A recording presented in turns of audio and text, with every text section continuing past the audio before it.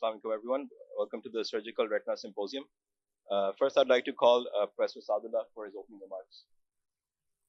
Bismillahirrahmanirrahim. Rabbi shrah li sadri wa yassir li amri wahlul 'uqdatam min lisani yafqahu qawli.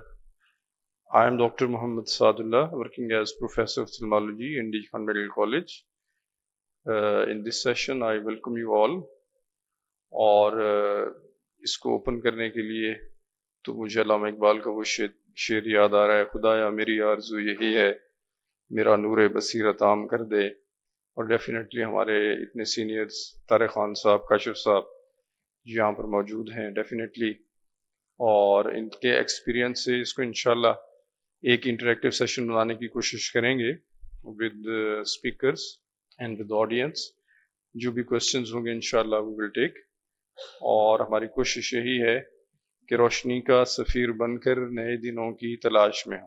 I thank you all, और इंशाल्लाह इस session को भी start करते हैं. Thank you, Professor Saad. I'd like to call the first speaker on intravitreal anti-VEGF before diabetic vitrectomy by Mohammad Asim Mehboob. Okay, the next speaker, Mavish Shahid, The Road to Proficiency, a fellow's journey through the first 100 retinal detachments. Bismillahirrahmanirrahim. Assalamu alaikum, ladies and gentlemen. A very good afternoon to all of you. I hope everybody remembers their first retinal detachment case. It's a mix of emotions, a mix of excitement, and let's be honest, sheer terror at times, knowing that the weight of responsibility of someone's eyesight is on your shoulders. So for my journey, it began with a retinal detachment case, which was a daunting task, but it was one that marked the start of a profound learning curve. Now, the transition from a novice to a confident surgeon, I can share with all of you my journey through little snippets. This first case was a 34-year-old female. This is the preoperative wide field fundus photograph showing a subtotal retinal detachment with a primary break at around 7 o'clock, and there are areas of lattice degeneration that you can appreciate supratemporally with multiple breaks.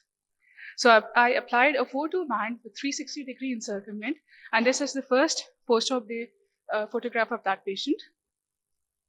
This is the 1 week post-op fundus photograph, followed by 1 month. And she recently came to us 4 months post-op, and she's doing well, alhamdulillah. So scleral buckling has been a time-tested procedure for the repair of retinal detachments, and we are all aware with the basic steps that include the conjunctival peritomy, then the muscle isolation, importance of indirect ophthalmoscopy and scleral marking, cryopexy, then the suture strategy, band placement, and then the proper closure.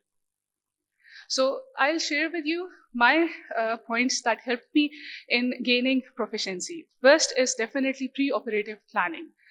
Thinking strategically before even scrubbing in is important. Earlier, my pre-op plan was as simple as every retinal detachment, it needs a buckle. Later, it focused more on the break geography, the number, the location of the breaks, the media clarity, pupil dilation, status of the vitreous, and the situation of the fellow eye. Now, the shift from a reactive to proactive planning changed everything for me. Dynamic indentation wasn't just a skill, it was key to accurate localization and avoiding missing breaks. Indirect ophthalmoscopy took time, but it was nevertheless a very important skill. The basics, that is good preparation and draping, keeping the lashes away till the end of the surgery, used to be a tremendous ordeal initially. But with the use of less fluid for irrigation to prevent the tenon swelling and to keep the draping intact was important. And I used viscoelastic for keeping the cornea wet. The conjunctival peritomy is more than just an incision. It's basically a signature that you leave on the eye at the end of your surgery. So a neat conjunctival peritomy is important. Initially, I used to give incisions depending on the size of the eye at either 3 or 9 o'clock positions, but later in smaller eyes, even a infratemporal incision used to do the job for me. The localization and cryopexy is an art of precision. Earlier, I marked broadly and applied cryotherapy generously around the mark, which led to PVRs. As you can appreciate here over this fundus photograph, the 360-degree buccal indent can be appreciated with multiple holes in 3 different quadrants. Although my buccal is covering all of them well, but the patient still developed PVR and unfortunately landed up having vitrectomy and is now a silicone oil-filled eye. So now less is more philosophy I am following. My cryo applications are more focused and brief and just enough to get a light frost, minimizing the post-op inflammation and the PVR risk. Managing the subretinal fluid, the drainage dilemma. Initially, I used to think drainage is a standard technique. It is necessary to step to ensure full attachment and buccal height. But now I've gained the confidence to select non-drainage as a primary strategy in certain cases. For example, those with shallow retinal detachment, as you can appreciate over here in this fundus photograph, this is the first post-op day picture of a patient of mine in which I applied a segmental infratemporal buccal. This was a macula of inferior detachment, and the RPE pump has done a good job here. Sometimes you have to bear patience. This is a pre-op fundus photograph of one of my patients showing total detachment. And I applied a 360-degree buccal in this case, but there was leftover in subretinal fluid inferiorly. And a patient came on first week, and then the second picture of the first month post-op, and the fluid was still there. The patient was booked by somebody for vitrectomy, but fortunately for the patient, about 2 months post-operatively, the fluid has resolved, and the patient is lucky enough to avoid the vitrectomy procedure. Also, at times in bullous RRDs, where the eye gets very hypotenuse, injection of air intravitreally helps to keep the eye formed and to absorb the bullous SRF. Coming on to the buccal selection, segmental versus encircling. Earlier, I used to encircle everything for maximum support and in case I missed some breaks. But now I reserve the encircling buckles for multiple anterior breaks or significant lattice, understanding the trade-offs and the axial length axial length changes and the patient comfort. So like one of my seniors said, you always treat the break, not the detachment. So this is one of my cases where I applied 360-degree buccal on the left-hand side, and the right-hand side you can see an infratemporal segmental 506 sponge that is covering a break that is present at around 5 o'clock. Now, so suturing technique is the foundation of the buccal. When I started earlier, my sutures used to be sometimes too shallow or too deep, and I would just hope that it would just hold. Later, I've started doing my buckling under the microscope, so it gives me more precision, and I'm aiming for a 50% consistency through the scleral depth, and I aim for about 4 to 5 mm wide enough sutures to prevent the cheese wiring. And I wiggle the needle through the sclera so that it doesn't go through and through, and avoid blunt needles by careful handling of the ends of the sutures. Now, the localization for looking at vortex vein, and especially in some eyes, there are anomalous vortex veins, is important. So here you can see a pre and post-op fundus photograph of one of my patients. And although the retina has settled down beautifully, you can appreciate supratemporally one of my sutures has passed through and through the full thickness of the sclera, and you can appreciate a white break. So the importance of teamwork can never be understated. Every hand in the operating room matters, and you have to have good communication with your scrub nurse, with your OTA, and of course with the anesthesia team, because scleral buckling is generally a painful procedure. General anesthesia I would prefer, but in cases where you cannot go for general anesthesia, good local anesthesia with sedation, with the help of a good anesthetic team, works wonders for your comfort and for the patient's comfort. So summarizing, scleral buckle remains a valuable technique for selected retinal detachment cases. My initial cases were, I struggled with localization and suturing. Then in the middle, I had struggled with the element of choice and whether to drain or not to drain. And eventually I gained the confidence and started managing my cases myself. So the key pearls are in the case selection, the exact markings of the breaks, the buccal tension, and of course teamwork. Complications, as always, are powerful teachers, and a tailored approach has to be maintained for every case. Shadowing with multiple seniors or having good mentors to discuss your cases with is very important. So it's a skill-intensive and cost-effective procedure, ideal for young phakic retinal detachments and worth preserving in every vitreoretinal training program. Thank you so much. Thank you, Dr. Mavish. So I'll call the next speaker. We have Fatma Zahra. Okay, Dr. Fatma Zahra, the next speaker. We have 6 minutes. Assalamu alaikum, everybody. I'm Fatma Zara, and I'm working as Dean's Clinical Research Fellow at the Department of Ophthalmology at Ahan University. So today, the topic that we will be presenting is use of retinal ischemic perivascular lesions as biomarker for cardiovascular disease, a systematic review and meta-analysis. So it's basically about how we can detect cardiovascular diseases through retina. And for that, I've just displayed these retinal layers. These are all 10 layers of retina. We will be focusing on the inner retinal layers that I will be showing on the next slide. This is the disclosure statement. Nothing to disclose. Right. So if you take a look at these pictures that I will talk about in detail, these are the inner retinal layers that are supplied by the deep capillary plexus. So coming to the introduction section, we know about 99% of individuals greater than the age of 20 are affected by cardiovascular disease globally. There is a need for effective early identification and interventional strategies to prevent this. And we need biomarkers for ischemia detection that can facilitate timely diagnosis and management of cardiovascular disease. So this is a very relatively new topic and idea. Whenever there is any ischemia within the body, that is also leads to ischemia to the deep capillary plexus that are supplying the inner retinal layers. So whenever we see this retina, it is reflected.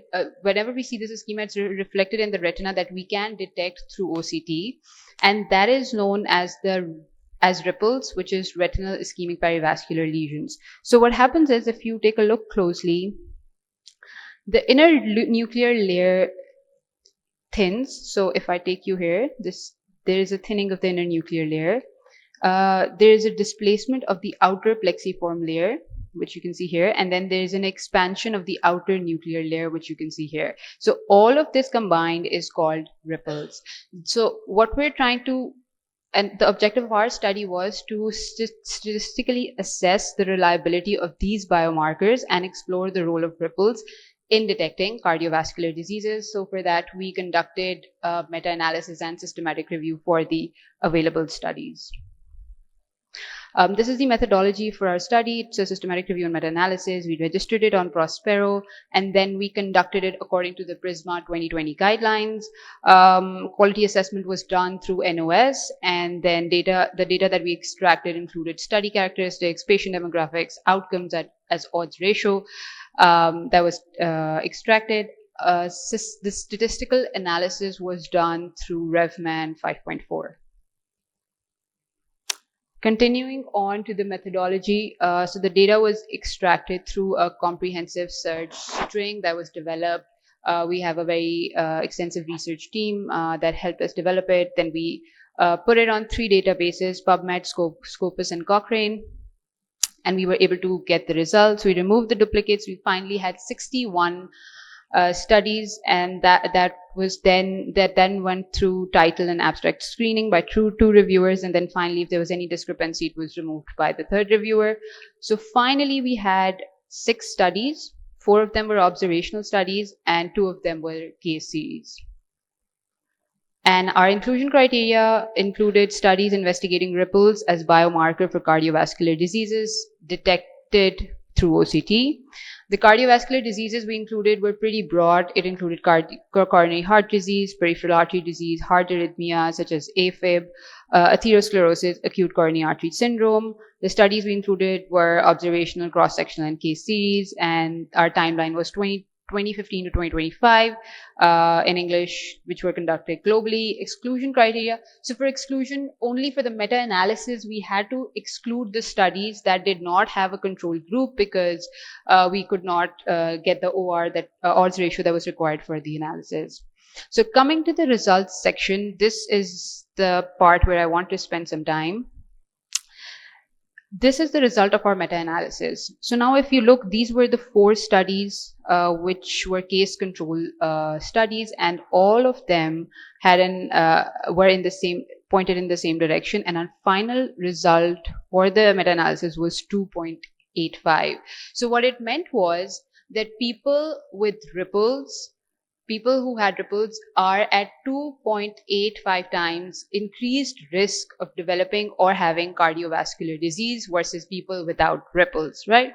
So this was our final result, and our heterogeneity was 0, which meant that all the studies were pointing in the same direction.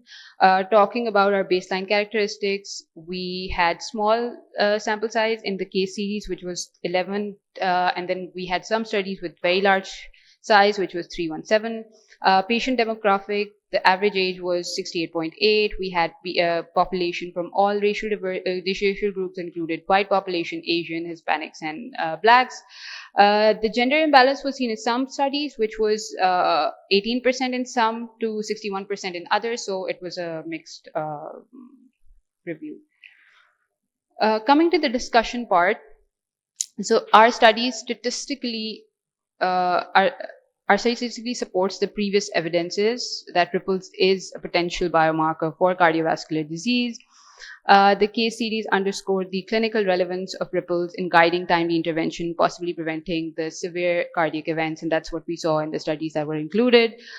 Compared to other ischemic retinal pathologies such as PAMM, ripples offer a more reliable and chronic indicator for OCT. So PAMM is a transient marker for ischemia, whereas ripples is a chronic marker. It stays. So if someone has cardiovascular disease, it's not going to vanish compared to PAMM. But what is required is now a standardized protocol to detect ripples because we don't have one. And then we can also incorporate it to develop certain artificial intelligence tools so that this can be used in remote areas where we don't have ophthalmologists. So the strengths of the study: 0 heterogeneity, no outliers. We had high reliability and validity. Our limitations were we had small sample size. We had to exclude studies from meta-analysis because there was no control group. Limited search. The literature search was limited to Scopus, Medline, and Cochrane. And then there was a variability in the method of how ripples was detected on OCT. And lastly, there was a wide range of cardiovascular diseases that we included because of the very low studies that are available. So we could not perform a subgroup analysis on all different types of cardiovascular diseases. These are my references. Thank you so much. Excuse me, which type of the cardiovascular diseases this meta-analysis showed? Was there any specific disease mentioned? Which tests were applied, like echocardiographies, though which they had diagnosed that these may have cardiovascular problems? I'm so sorry, I couldn't hear the question. I mean, there was any specific cardiac disease related to your findings? Yeah, so It was it. right. So the studies that have already been published, we included those studies, so we picked those up.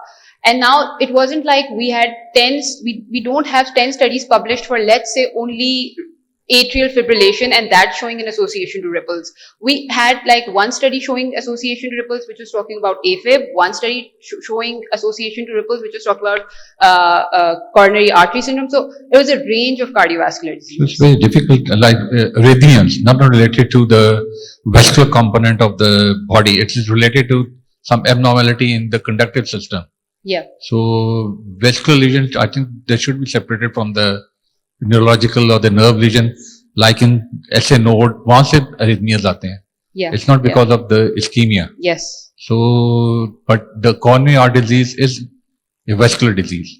Yes. So you can pick up vascular disease, but still, I think it's a good, because in the future we are going to have this AI system.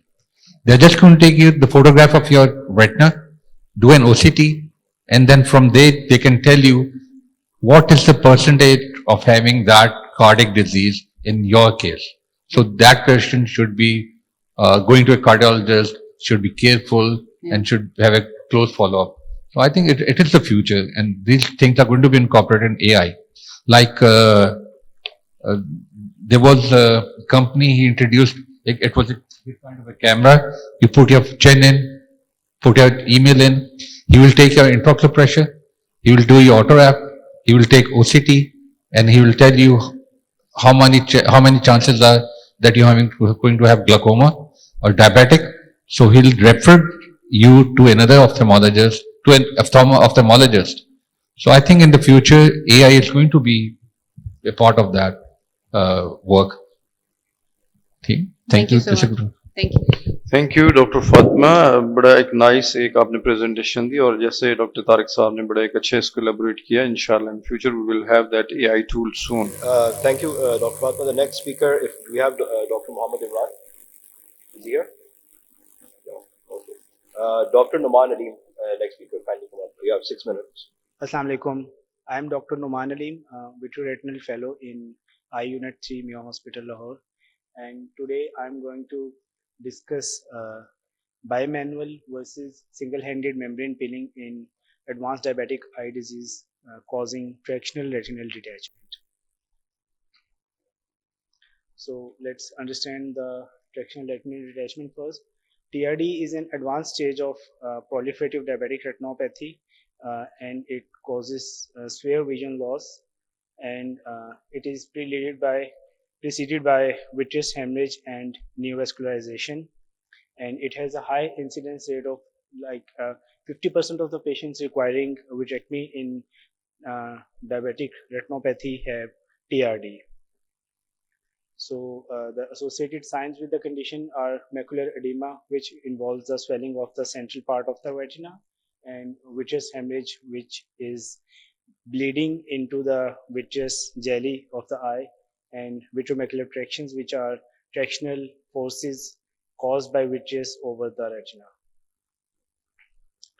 So this is a fundus photo of advanced diabetic eye disease associated with tractional retinal detachment involving optic disc and all the arcades, vascular arcades, and macula as well.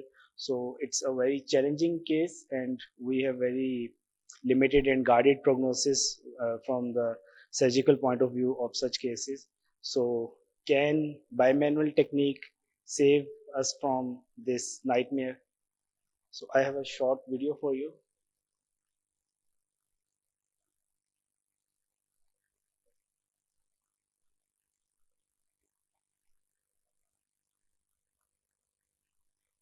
We just did the core vitrectomy, and now we are inserting our fourth port for chandelier, which will give us adequate light and free our other hand for bimanual maneuvers.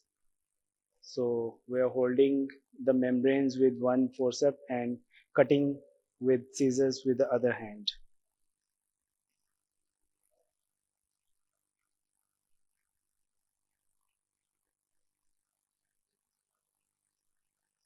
So it's important to find the pegs or exact tractional forces which are causing detachment, and we either segment them or delaminate them from the retina as per requirement.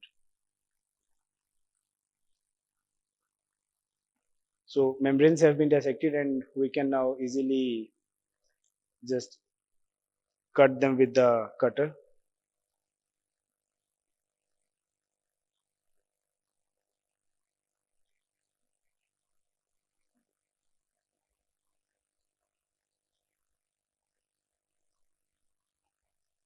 So the residual membranes are removed afterwards.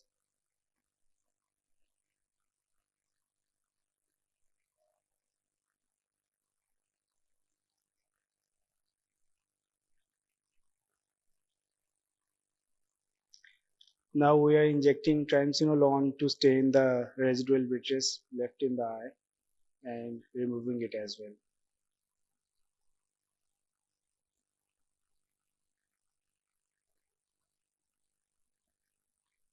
Now injecting the silicone oil into the eye, and our case is finished. So bimanual technique was pretty much helpful in such a difficult case.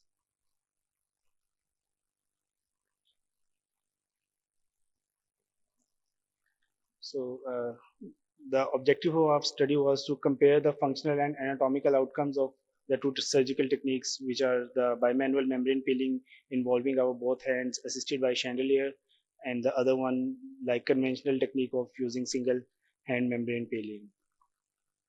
This is a study design, and it was a prospective cohort study conducted over 6 months at Mayo Hospital, and sample size of 72 patients was calculated. Patients having age 40 to 70 years with tractional retinal detachment with clear media were included in the study so that we could easily perform surgery over them and then analyze or have our OCTs after the surgery. So patients having previous retinal surgery or having combined tractional plus rheumatogenic retinal detachment were excluded, as well as having patients having advanced cataract or uncontrolled glaucoma infection were excluded from the study. Group A included bimanual peeling and Group B was our conventional peel. And so the standard surgical protocol of the surgery was that in the first step we did core vitrectomy, then PVD was induced, and then membranes were dissected, either segmented or delaminated. And then if there was some bleeding, then hemostasis was secured. And if intraocular tamponade was needed, then silicone oil was injected. So we measured the primary outcome, which was mean change in best corrected visual acuity, and sorry, secondary outcomes were anatomical success rate, that is complete resolution of retinal detachment, and then reoperational rate if patients needed another surgery for the condition, or if they, and we also assessed if there were some post-surgical complications or even intraoperative complications as well, like iatrogenic breaks or hemorrhage. So this was our study methodology.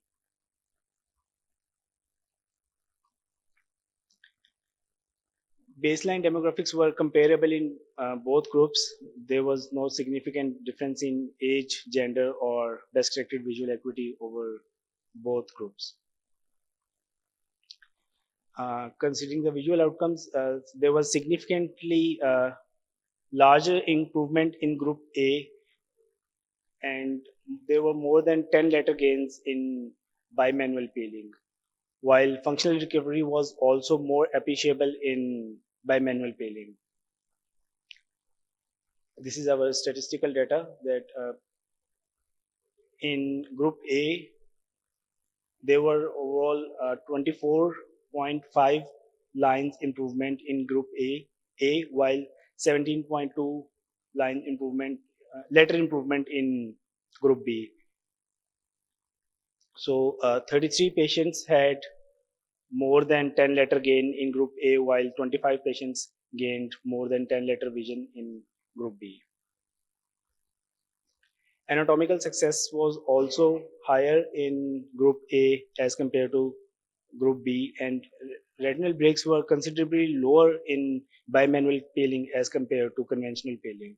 And vitreous hemorrhage was also, incidence of vitreous hemorrhage was also lower in bimanual peel.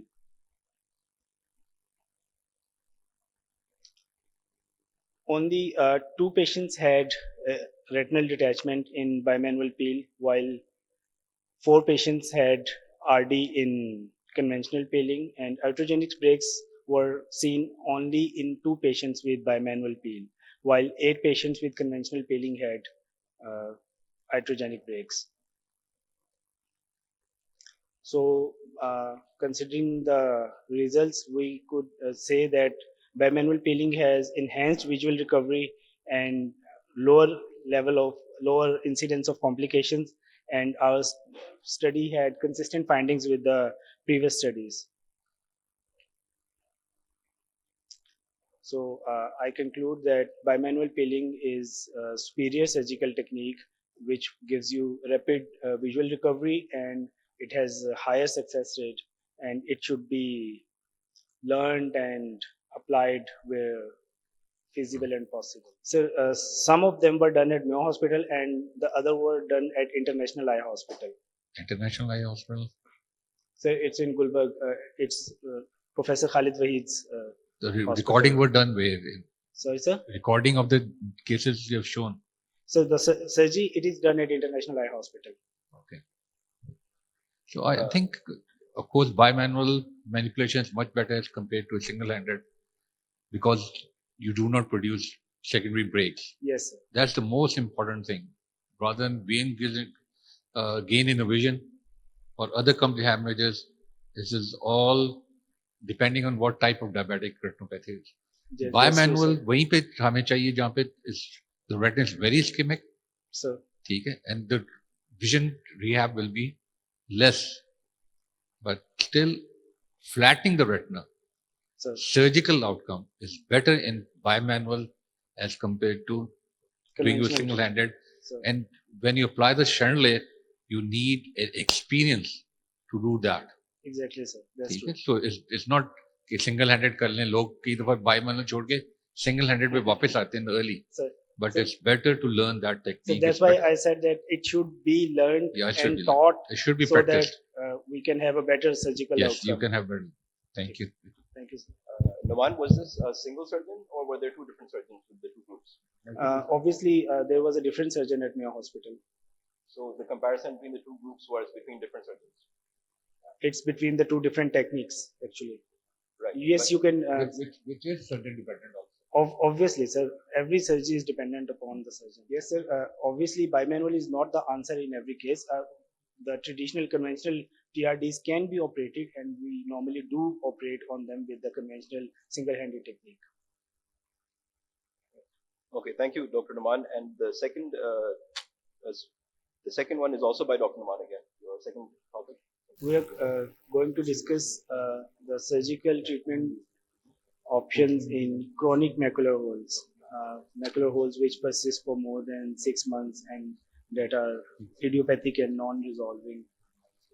So it is a comparison of two different techniques of internal limiting membrane peeling under basal salt solution and perfluorocarbon liquid. So we all know that macular holes it is a discontinuation in the neurosensory layer of the retina. So why PFCL or perfluorocarbon liquid?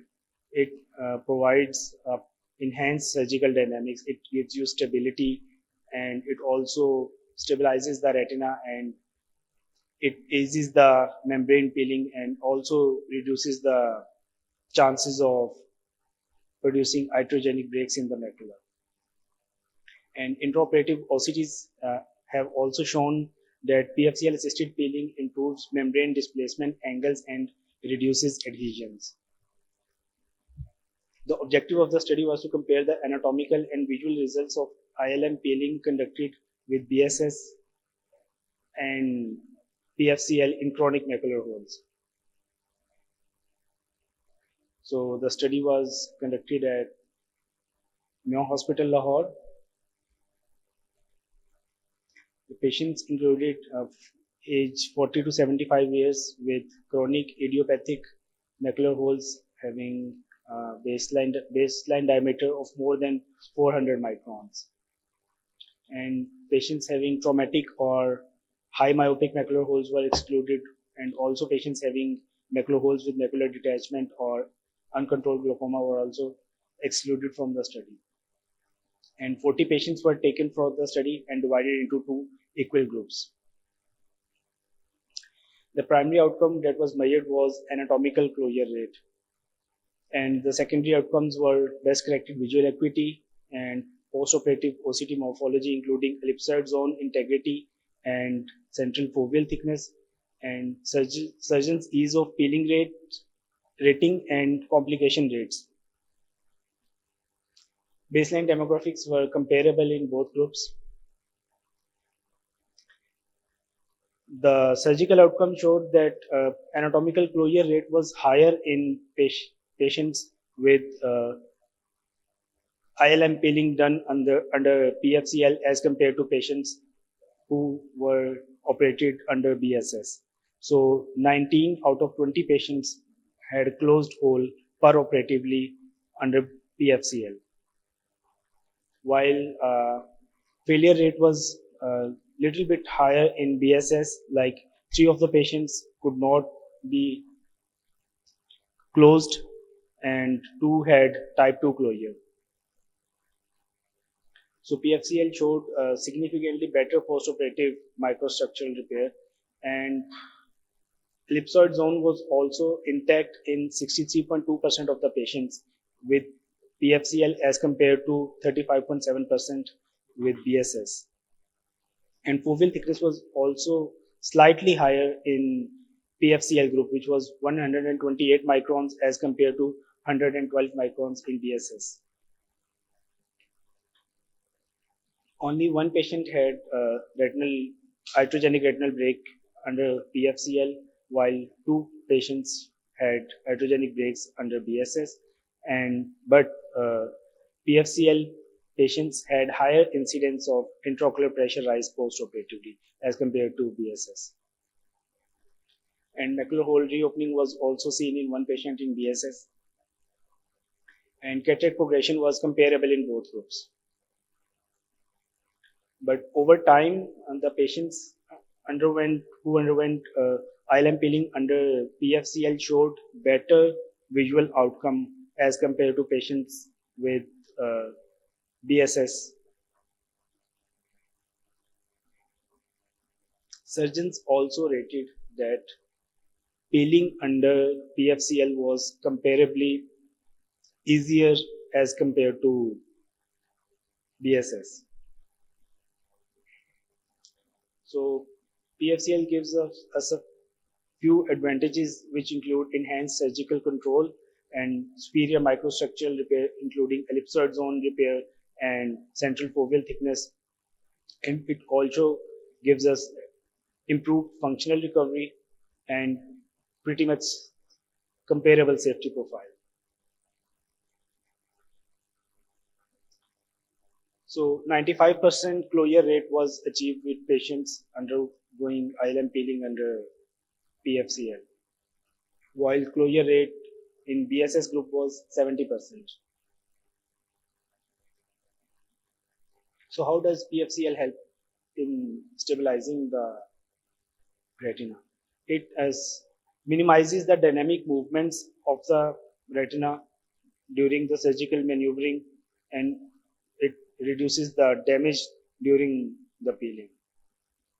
It also gives you a better control of the membranes.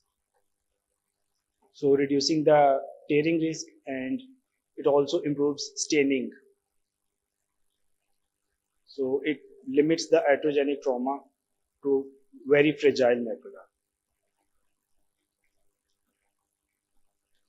This slide shows the improved visual acuity and foveal microstructure. So 63.2% patients showed intact ellipsoid zone in PFCL, while only 35.7% patients in BSS had intact ellipsoid zone in BSS.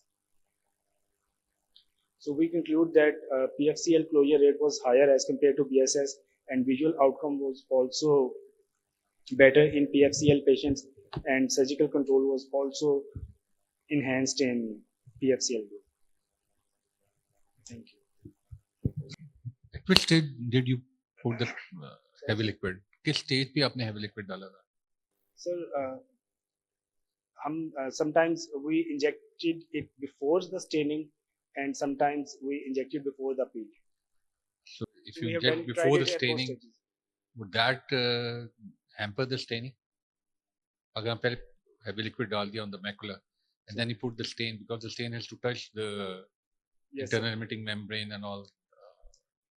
So, sir, we directly injected it under the PFCL under direct visualization. Okay, so you would put the heavy liquid, and then you take the cannula under the bubble Under the PFCL, and then we and then injected it. inject. Yes, sir. Would displace नहीं करता उसको? Because I've never used this Yes, sir. technique. It's sometimes, yes, definitely it displaces, but with the forces over the PFCL, it gave us adequate staining. What about if you want to make a flap and cover the hole with the flap? उसमें क्या करते हैं? Sorry, sir. अगर आपने flap करना है, because recently you're doing it with a flap, inverted flap, and temporal and nasal flaps over the hole. Your recent studies and the recent advice है. Sir, So you're not doing flap in this case. yes, sir.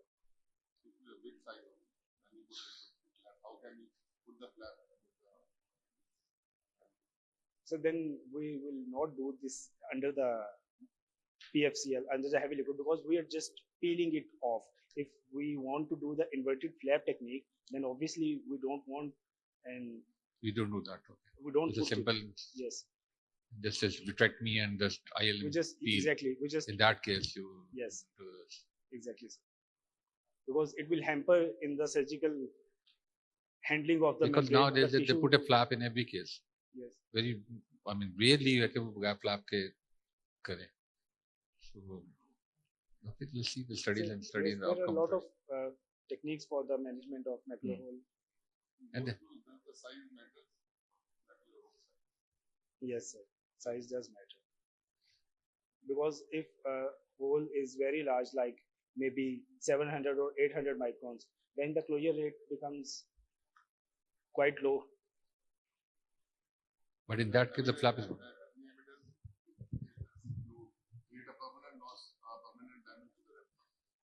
With the BSS,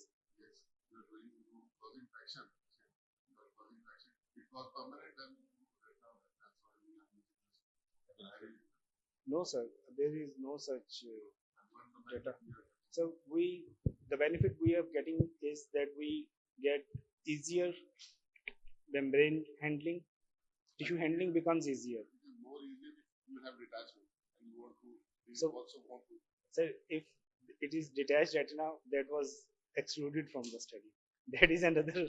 No, he's just debate. saying that like in detached retina with a hole, macular hole, Sir, it's difficult to peel the ILM. So in Yes. that case, the heavy, you put the heavy liquid yes, it and you does can have a help in counter that. force in which you can Yes. remove. He wanted to say that. And regarding in diabetics, if you want to do a peel of the macular area, usme bhi heavy liquid can combine. It can help And you. simple, yeah, It acts like a third hand for the surgeon. It gives you additional support. thank you. Thank you, Dr. Naman. Very good presentations. I'd like to request Professor Tariq Khan to give his concluding remarks. We have discussed only one thing is left. The very first case by Dr. Mavish, the first talk. I think it's very important talk. People should learn an external approach. And the retina which gets flattened with external approach have a very good visual outcome as compared to vitrectomy group. This is my personal finding, and happy to see that people are learning and doing and having good outcomes. So the most important thing is the indirect. If you know your indirect, you can do the indentation and locate the break pre-operatively, then the surgical time will be reduced. So it's happy to see people doing external young log jo kar rahe. It's happy to see that. And thank you, Mavish, you're doing a great job. Thank you, everyone. I'd like to have the session photo. Sir, इसमें Professor Dr. Tariq Khan Sahab, sir, I would request to comment on one of the speakers' topic was intravitreal anti-VEGF before diabetic vitrectomy, myths and reality. What we are doing in our peripheries that 1 week, a few days before the vitrectomies, we give the intravitreal anti-VEGF. तो इसमें क्या ये myth ही है या इस पे कुछ हम Myth भी है, controversial भी, and then selection of the patient is very, very important. आप anti-VEGF क्यों inject करते हैं? You want to decrease the vascular component of the fibrous bands. उसका vascular component कम हो जाए, during surgery bleeding कम हो. Nowadays, using anti-VEGF, if they are macular traction, is very, very dangerous. आपने वो किया, even within few days, जब fibrous element ज़्यादा होगा, vascular component कम होगा, it can increase the traction and it can produce macular breaks. I've seen उससे jet किया, आपने macular hole बना दिया और फिर सारी चीज ही तब्दील हो जाती है. But yes, if there is more of the vascular component as compared to fibrous, then injecting anti-VEGF few days prior to surgery will decrease the intra-operative bleeding. वो करते हैं, लेकिन people are doing without it also. So if there's a hemorrhage और आपको आपने B scan किया है और then you have seen कि पीछे कोई traction है लेकिन हमें hemorrhage में नजर नहीं आ रही, So in that case, you do inject anti-VEGF and then go for vitrectomy. So all those cases, you should be ready for vitrectomy. अगर patient कहता है कि मैं 2 हफ्ते बाद कराऊंगा, don't inject anti-VEGF. Within 1 week, आपने inject करना है and go for surgery. ये patient को हम पहले बताते हैं. So it's a good technique, anti-VEGF inject करके then do a vitrectomy in diabetic cases. But macular traction नहीं होनी चाहिए. It should be extramacular और nasal side पे. अगर वो और vascular component ज़्यादा हो, fibrous component ज़्यादा हो, ना हो, ठीक है. In that case you can do. लेकिन अगर fibrous component आपका ज़्यादा vascular बहुत ही कम है, there's no need for anti-VEGF. Is there any questions from the audience? If anyone would like to ask the experts or the presenters any questions? Okay, we'd like to conclude the session. Thank you everyone for attending. We have a group photo on the stage right now. Thank you.